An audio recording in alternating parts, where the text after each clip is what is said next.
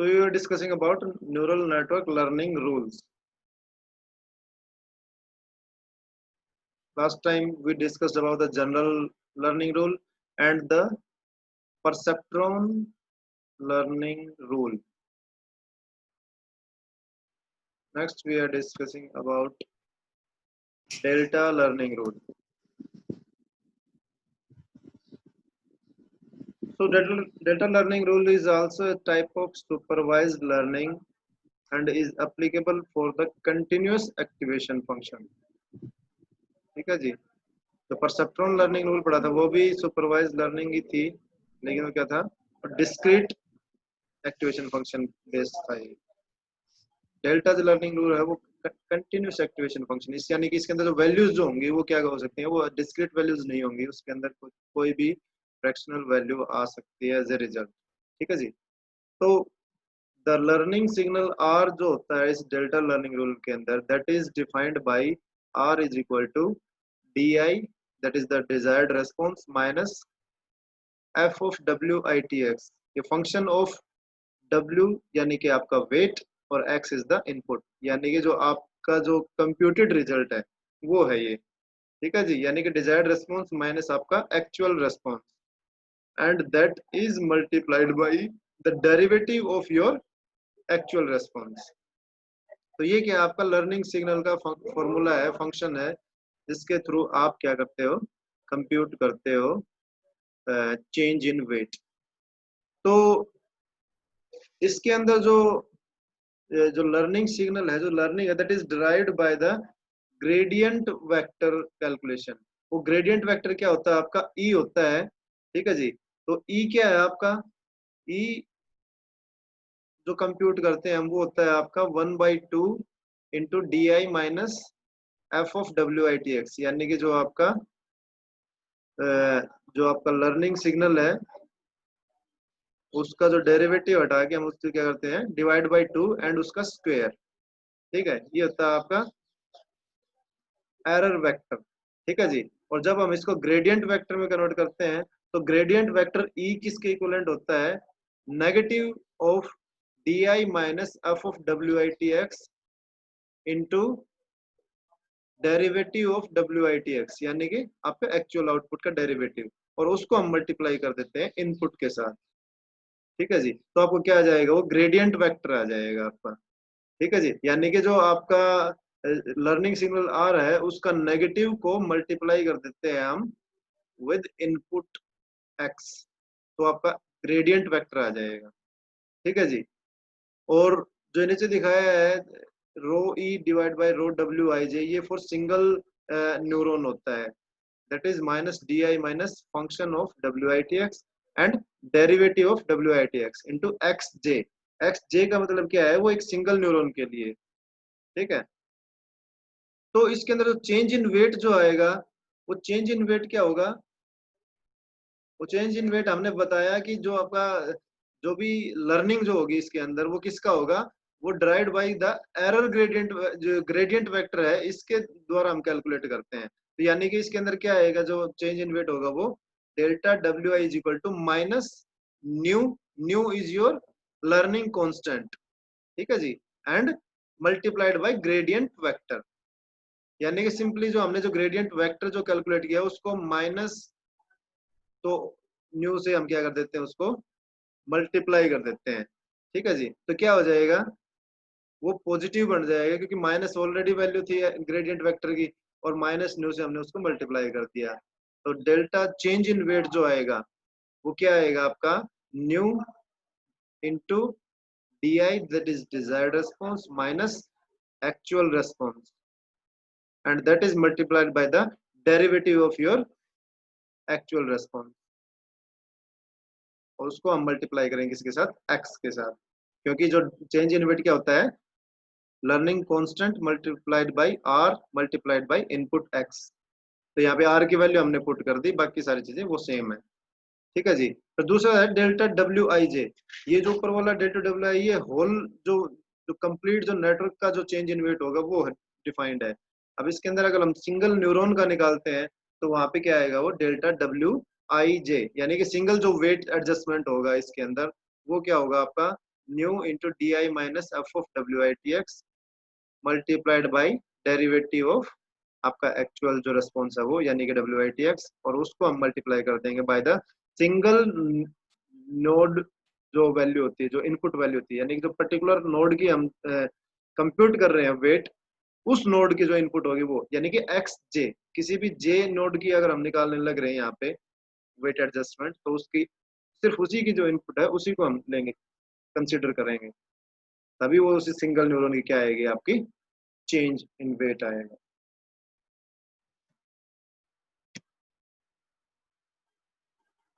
ये आपको graphically represent किया हुआ डेल्टा लर्निंग रूल, जिसके अंदर क्या है आपका, इसके अंदर जो वही जो वेट इनिशियलाइजेशन होता है वो रैंडम होता है। It is also called continuous perceptron training rule. ठीक है जी, हमने बताया था जो परसेप्ट्रॉन ट्रेनिंग रूल पढ़ा था हमने लास्ट टाइम, ये क्या है, ये कंटिन्यूस परसेप्ट्रॉन ट्रेनिंग रूल भी बोलते हैं इसको, डेल्टा लर्निंग रूल को। ठीक है जी, तो इसके अंदर क्या आपका वही सेट ऑफ इनपुट्स है x1 टू xn, वही सेट ऑफ वेट्स है आपके wi1 wi2 wij and win, उसको हम क्या करते हैं नोड के अंदर फीड करते हैं नेटवर्क के अंदर, और वहां से क्या आती है आपकी आउटपुट कंप्यूट होती है ओआई। ठीक है जी, उस ओआई को हम क्या करते हैं, उस जो एक्चुअल आउटपुट जो कंप्यूट की है उसको हम सब्ट्रैक्ट करेंगे किस में से, डिजायर्ड रेस्पॉन्स में से, जो डी आई है। ठीक है जी, और उसके अंदर क्या कर देंगे, फिर हम उसको मल्टीप्लाई कर देंगे इसके जो आपके एक्चुअल आउटपुट कंप्यूट हुई थी इसके डेरिवेटिव से, एफ डैश ऑफ नेट आई। ठीक है जी, और यहाँ पे क्या आ जाएगा आपका वो आर आ जाएगा, लर्निंग सिग्नल, इन सभी को मिला के मल्टीप्लाई करके क्या आ जाएगा, ये लर्निंग सिग्नल आर आ गया। ठीक है जी, अब इस आर के साथ हम किसको मल्टीप्लाई करेंगे, सी, लर्निंग कांस्टेंट, यहाँ पे सी की जगह क्या है हमारा कांस्टेंट, न्यू लिया हमने, और इनपुट एक्स, तो यहाँ पे चेंज इन वेट आ जाएगा आपका डेल्टा डब्ल्यू आई।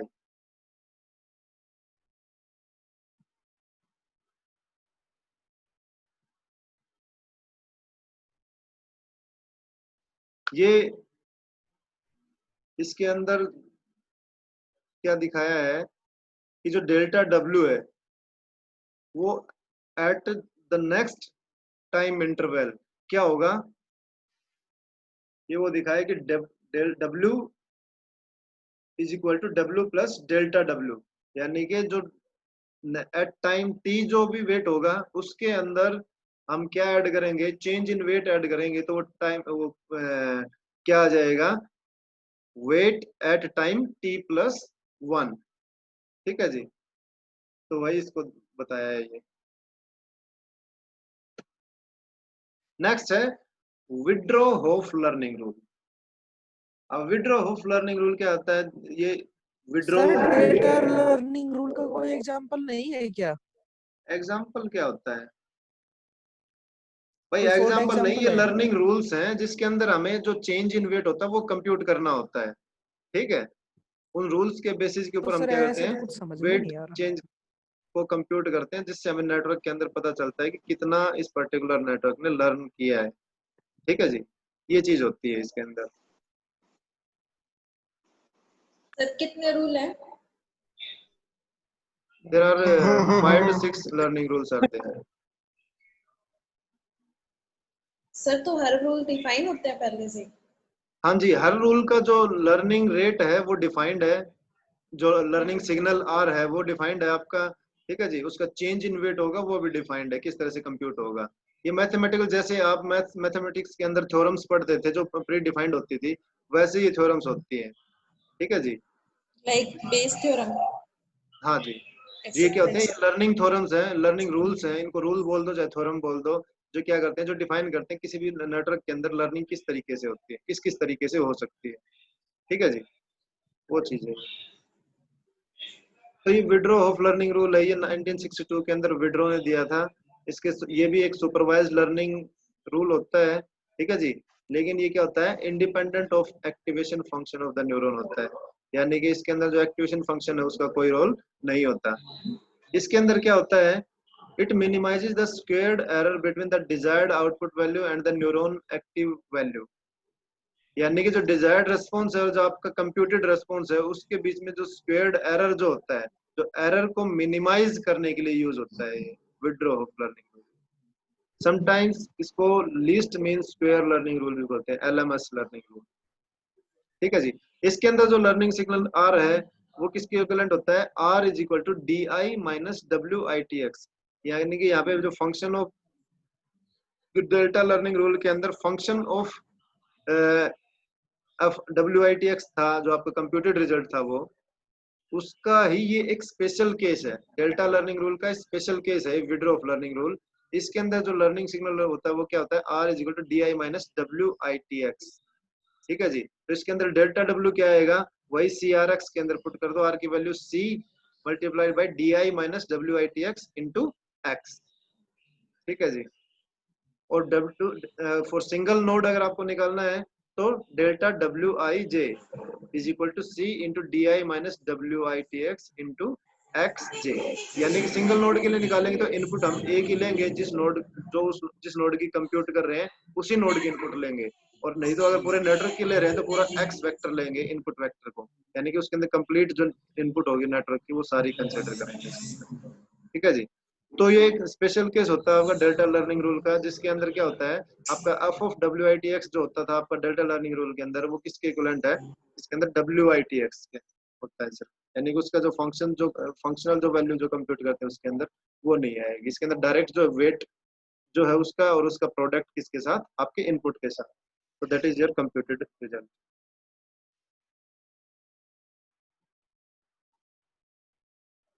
नेक्स्ट जो कैटेगरी, ये तो क्या थे, ये तो लर्निंग रूल्स थे आपके error correction learning rules. Next जो आते हैं रूल्स की कैटेगरी वो आती है आपके मेमोरी बेस्ड लर्निंग रूल। ठीक है जी।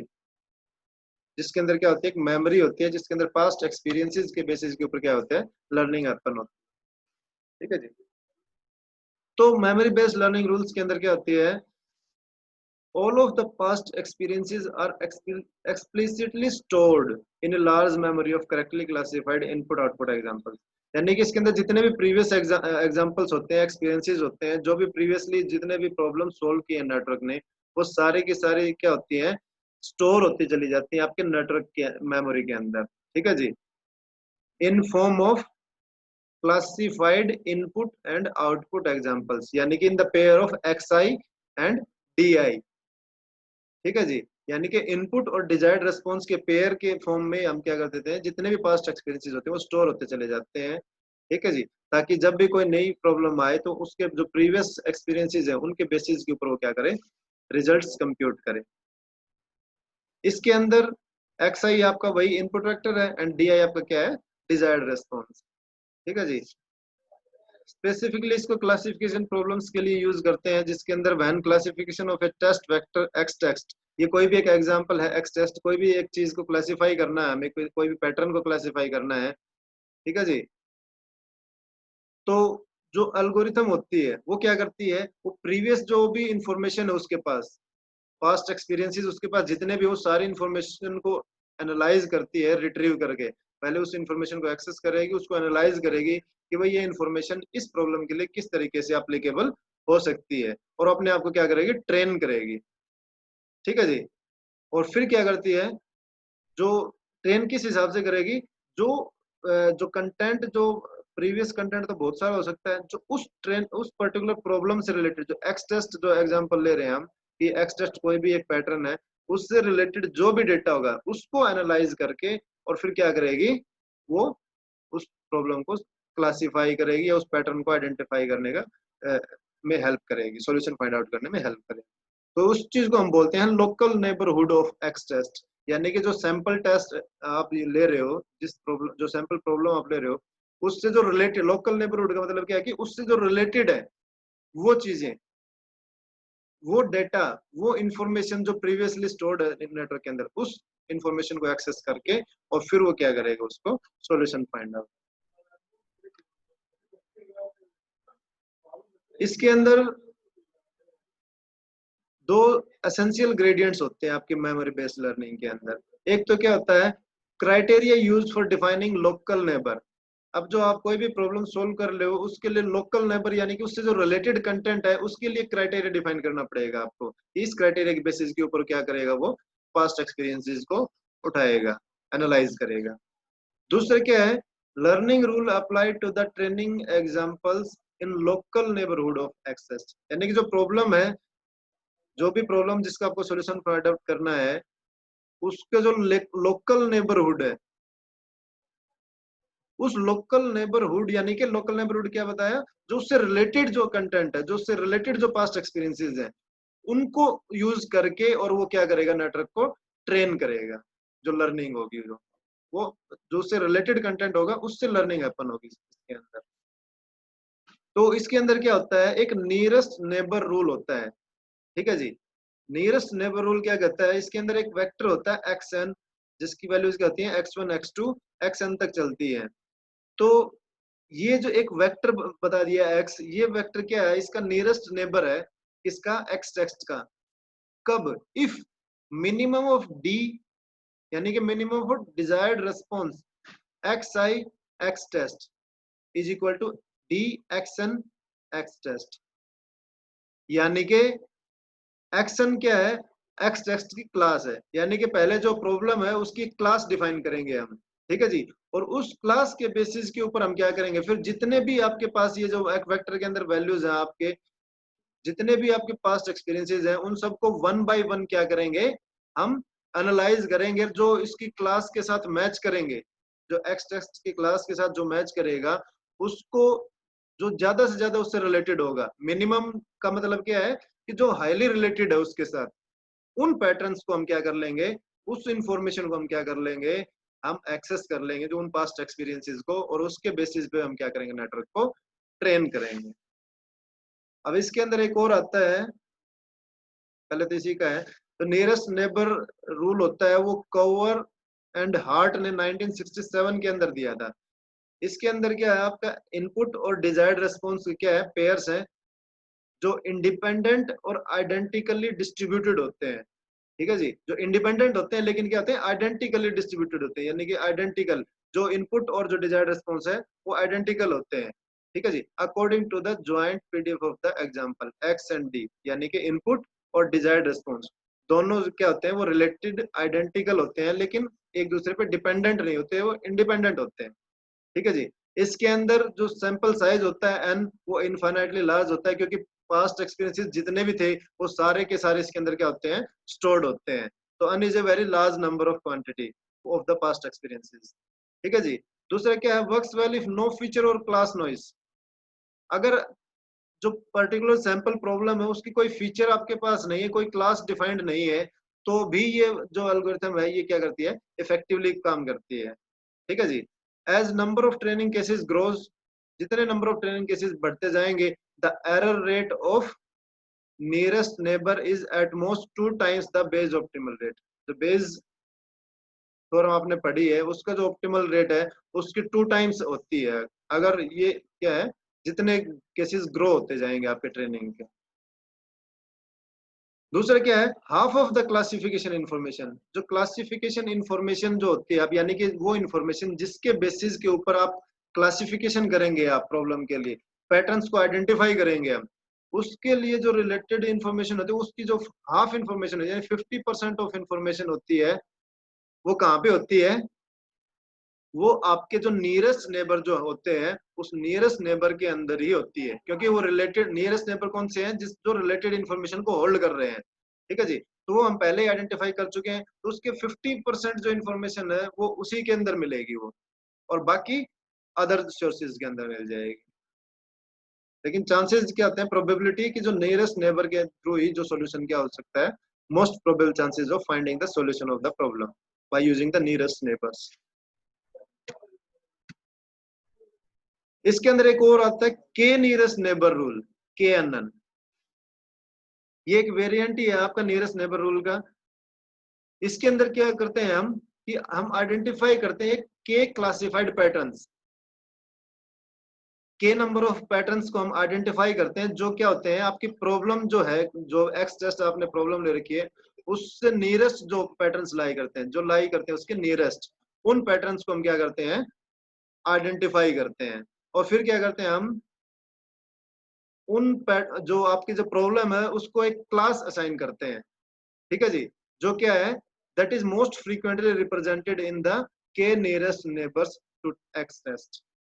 यानी कि वो क्लास असाइन करेंगे जो जितने भी हमने जो नियरेस्ट नेबर्स फाइंड आउट किए हैं वो क्या कर रहे हैं, उस चीज को रिप्रेजेंट कर रहे हैं, उस क्लास को रिप्रेजेंट करते हैं, वो क्लास हम क्या कर देते हैं, उसको असाइन कर देते हैं आपके एक्सेस को। ठीक है जी, ये होता है के नियरेस्ट नेबर के अंदर। पहले तो नियरेस्ट नेबर्स आइडेंटिफाई करेंगे जो रिलेटेड है उससे, और फिर उनमें से क्या करेंगे, उनके एक क्लास डिफाइन करेंगे, और वो क्लास क्या कर देंगे, आपकी जो एक्स टेस्ट जो भी सैंपल प्रॉब्लम आप ले रहे हो उसको वो क्लास असाइन कर देंगे।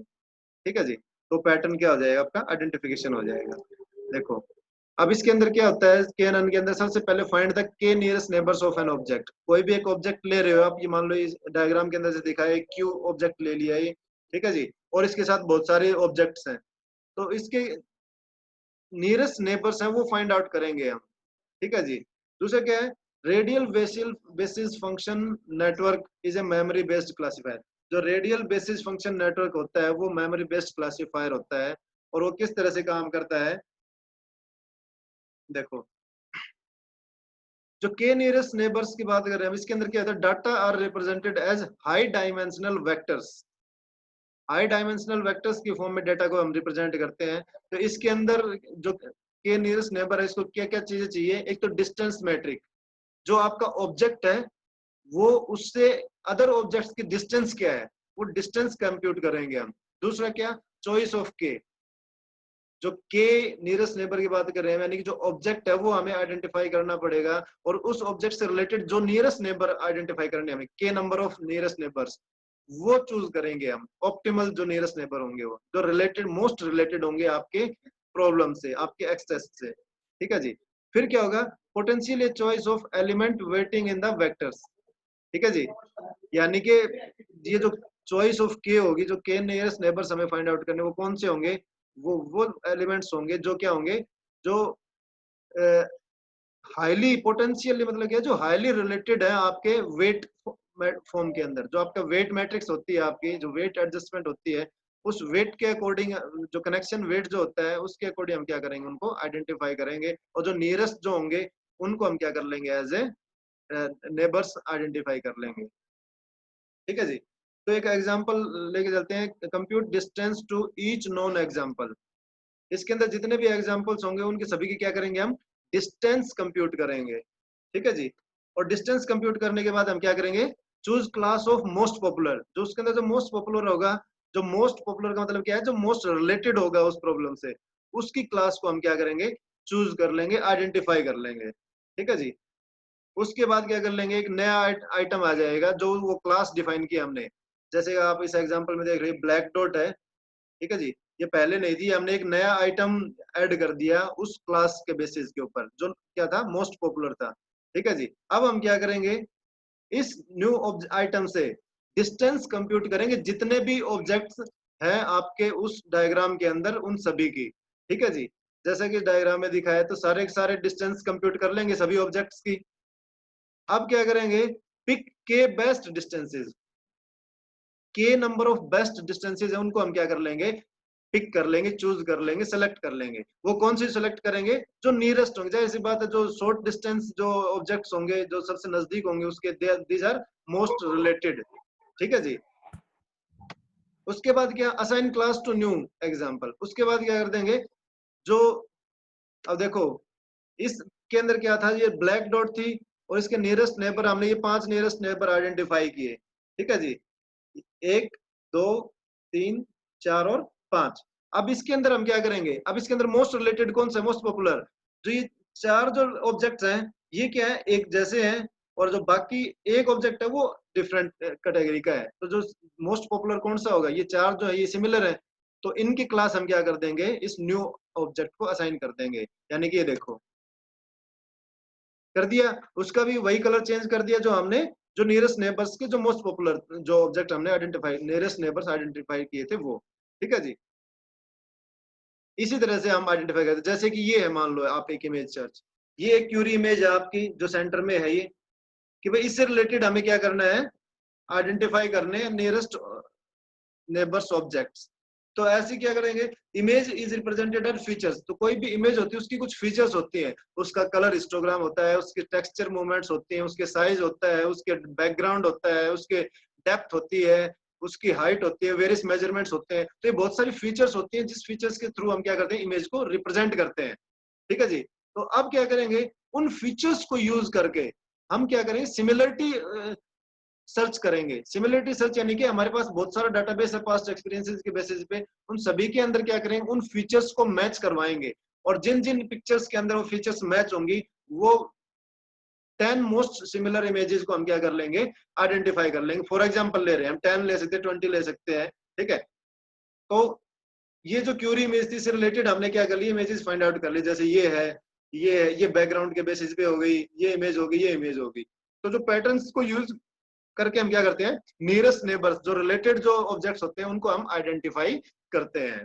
ठीक है जी, ये होती है के nearest neighbour rule. Other applications, जैसे कि आपकी वेब पेज सर्च होता है, आप वेब पेजेस, कोई भी इंफॉर्मेशन आप सर्च करते हो गूगल के अंदर, आप एक कीवर्ड डालते हो, उसके अंदर इंफॉर्मेशन सर्च करते हो। ठीक है जी, तो इंफॉर्मेशन किस बेसिस पे आती है, वो इसी तरीके से तो आती है कि आप जो पैटर्न स्पेसिफाई करते हो सर्च के लिए, उस पैटर्न से रिलेटेड जो इंफॉर्मेशन होती है, वो क्या करता है, सिस्टम फेच आउट करता है।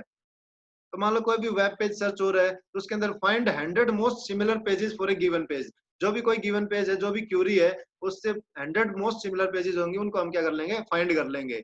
उसके बाद क्या करेंगे, page represented as word frequency vector, यानी कि पेज जो रिप्रेजेंट होगा, आपका जो आउटपुट रिप्रेजेंट होगी, वो क्या होगी, जो आपके जो 10 most similar pages find out किए, 100 most similar pages find out किए हैं, उसके बेसिस के ऊपर वो कंटेंट क्या होगा, ड्राइव होगा उस पेज के अंदर, और वो डिस्प्ले होगा। इसके अंदर सिमिलरिटी क्या होगी, सिमिलरिटी होगी आपके वेक्टर डिस्टेंस, यानी कि जो आपके जो रिलेटेड जो कंटेंट है, वो क्या होगा, वो उसके अंदर यूज होगा। जो कीवर्ड आपने स्पेसिफाई किए, वो कीवर्ड्स के बेसिस के ऊपर क्या करेंगे, हम सिमिलर जो कंटेंट है वो आइडेंटिफाई करेंगे, और हम उसको रिप्रेजेंट करेंगे। ठीक है जी।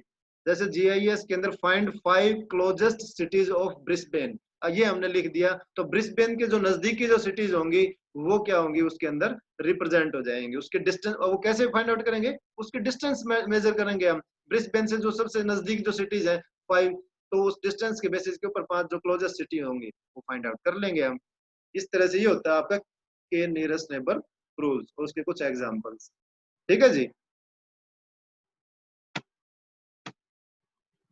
नेक्स्ट जो लर्निंग रूल आता है, वो आपका हैबियन लर्निंग रूल आता है भाई। ठीक है, ये हैबियन लर्निंग रूल हम करेंगे next time. If you have any doubt